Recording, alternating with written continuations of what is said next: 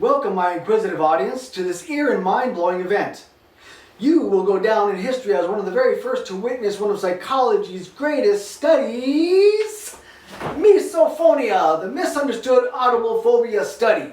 But first, we would like to give notable mention to our 3 peer-reviewed studies.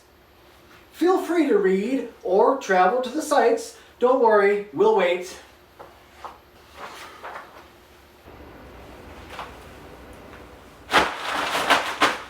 Why would you do that? You know I suffer from misophonia. Relax, it's called deception. In research, we do it all the time. So what is misophonia exactly then?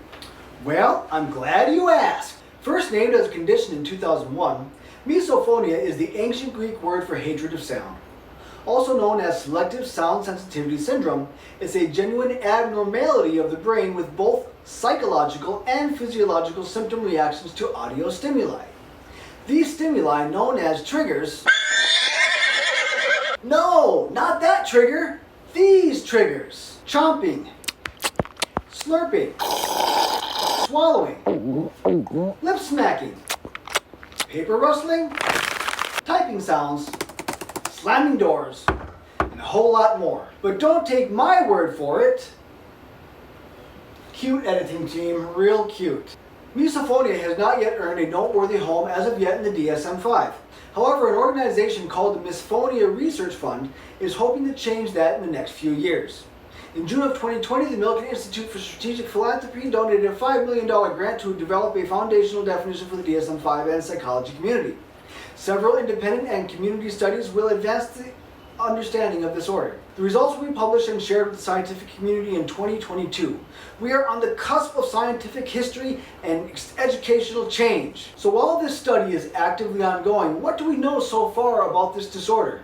Well, when it's finally published, more than likely it will be categorized under the obsessive-compulsive disorder section.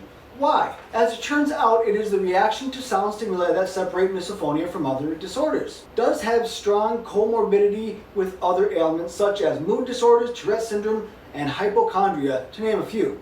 These emotional responses can sometimes be simply annoying moments in one's day, to downright debilitating reactions such as extreme anger, yelling, loss of control, to violent aggression outbursts. In extreme cases, some patients actually alter their daily lives to avoid sound at all costs. For more on these symptoms, let me introduce you to Dr. Pindenschloss. Hello, I'm Dr. Pinderschloss. Some of the symptoms of misophonia can be mild or they can be extreme.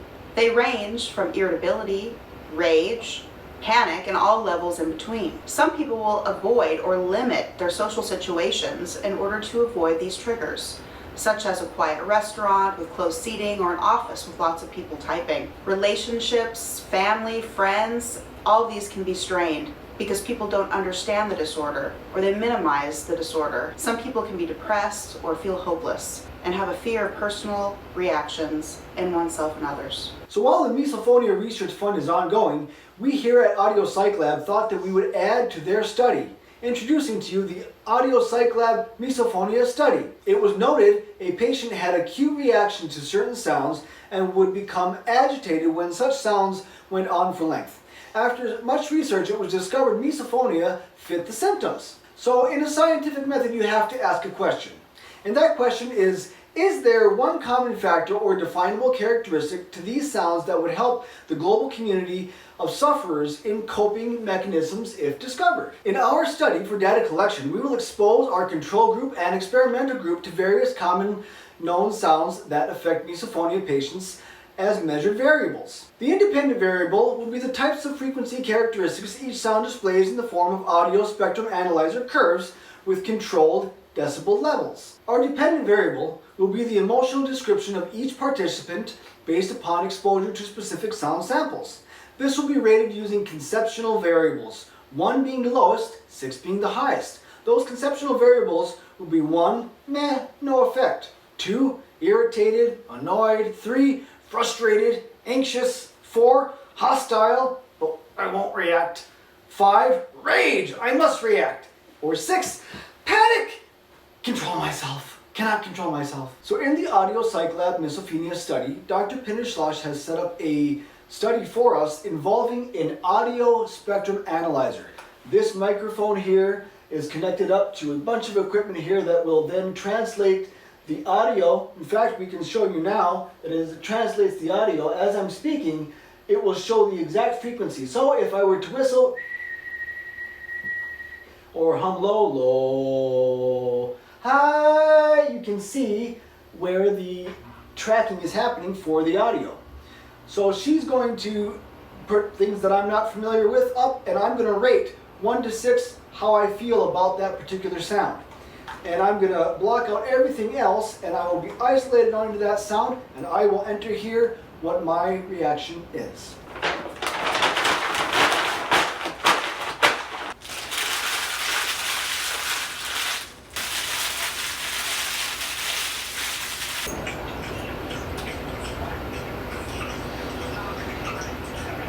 You've heard of fingernails on a chalkboard, but what about chalkboard on fingernails?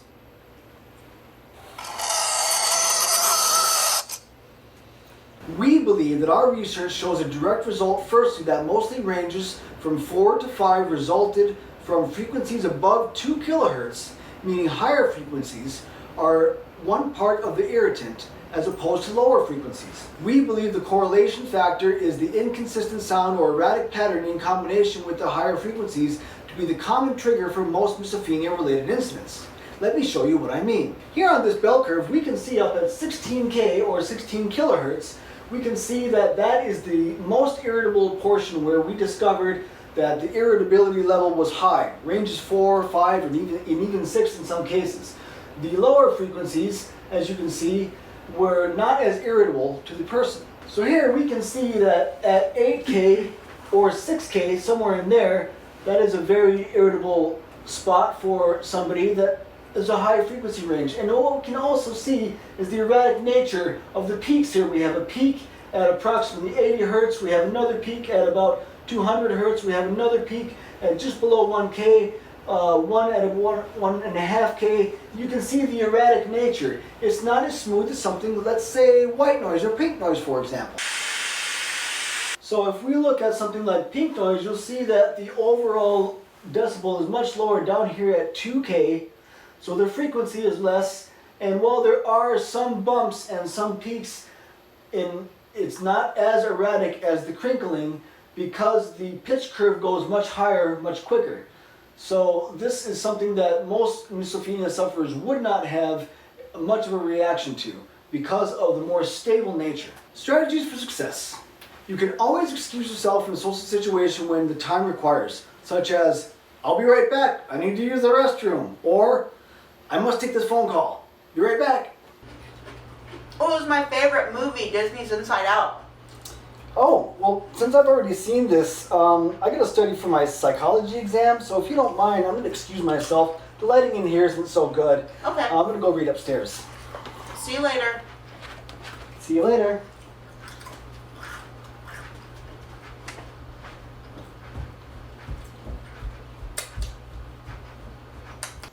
Tinnitus retraining therapy, designed to help people deal with sound, is one option you can use. Another one is cognitive behavior therapy, which will also assist you in providing coping mechanisms for dealing with uncontrollable emotions. Audio Psych Lab team members have traveled to the Far East to learn some advanced cognitive behavior therapy methods for dealing with misophonia. According to our sources, the theory is that the condition occurs due to abnormal functioning in the brain's limbic system.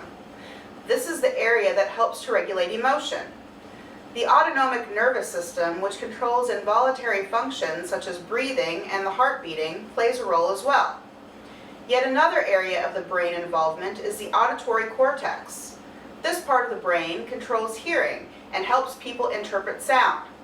CBT is a psychological intervention that aims to alleviate anxiety by helping the patient to modify their dysfunctional cognitive ruminations and safety-seeking behaviors.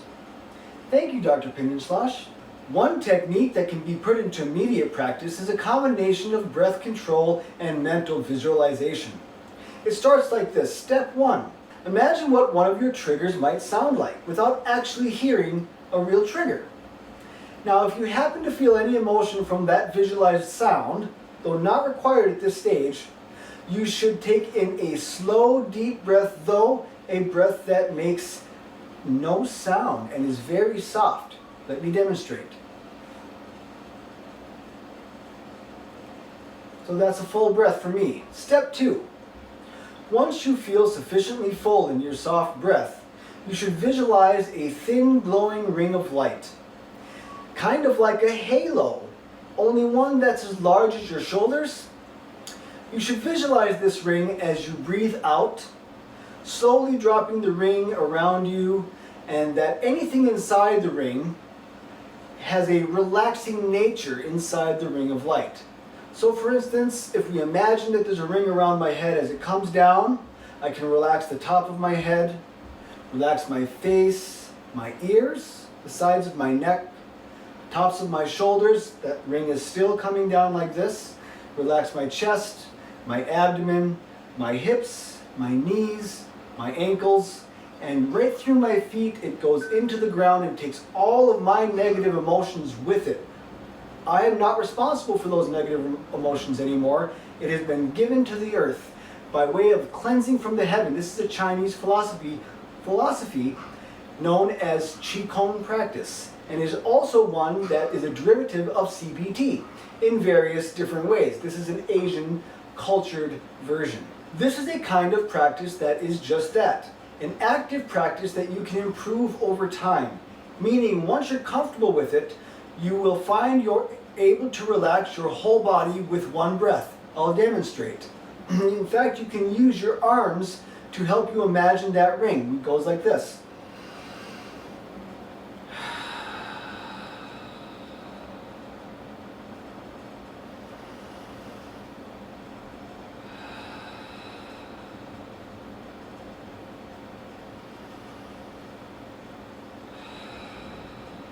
So over time, there's no more sound with the, that was done just for demonstrative purposes, and no need to use the hands. That imagined visual light ring would be your hands. This just helps you facilitate the learned practice. Also, this is a tool you can take with you everywhere and use in any situation you might feel discomfort in. Now go practice. Again. If it is that bad, you can always wear noise-canceling headphones, earplugs, or use a white noise machine, or even a pink noise machine. There's also something called a brown noise machine if you need those lower frequencies. Also remember, gentle communication with loved ones can also develop understanding.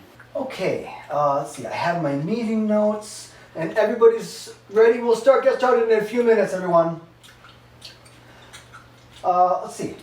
You're taking minutes, yes? Yes, I am. I'm sorry. If you don't mind, since you're taking minutes, and you're sitting right here, the gum might be a little bit of a distraction, at least for the meeting. Oh, no problem. I don't mind. Thanks so much. Let's call the meeting to order. During the audio psych lab study, what adversity did we come across? With the technology, we had a little trouble getting the audio software to communicate with the large monitor. Also, the learning curve to take the recordings and alter them for the experimental group, high to low frequencies, was a little bit difficult, but we got through it and figured it out. Hello, Dr. Pinderschloss again. The experimental group in this study was also the presenter. He is a sufferer of misophonia with more than a moderate affliction. He had to put into practice mental and breathing calming techniques during the study in order to keep the flow and calmness of the lab partner, myself. This proved to be difficult at times. And this is the Audio Psych Lab team of two. Myself, Rick Pietila, and Dr. Pinderschloss. If you are a sufferer of misophonia or you know a sufferer of misophonia, for more information, you can go to the Misophonia Research Fund with the website located here, or see the Sound Relief Hearing Center at also this website located here. Thank you for your time and happy hearing! Please note, during the filming of this presentation, no animals were harmed. All sounds produced live, with the exception of pre-recorded animal sounds such as horsey or puppy.